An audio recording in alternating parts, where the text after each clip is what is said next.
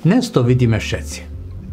Politika sa zmenila na krčmové hádky, na boisko plné urážok, klamstiev, polopravd a šarvátov, kde mocní zabudli, že ich hlas má byť pre ľudí, nie pre nich samých.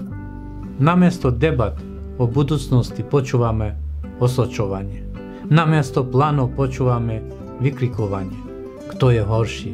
A namiesto hľadania riešení vidíme len preteky, kto si uchmatne viac. A národ to cíti tú prázdnotu, cíti tú zlobu. A pomaly, nenápadne sa mu to vlieva do žil. Ľudia začínajú veriť, že toto je normálne, že hádky, podrazy a krčmová kultúra patria k životu. A tak sa hnev z politiky prenáša do ulic, do rodín, do každodenných rozhovorov. A práve tu prichádza naša sila. Sila obyčajných ľudí, ktorí povedia dosť. Ktorí si sadnú, zamyslia sa a rozhodnú sa nebyť súčasťou toho marazmu. Lebo hoci hlas jedného človeka nezmení celý svet, každý jeden hlas je iskrou, ktorá môže zapáliť oheň zmeny.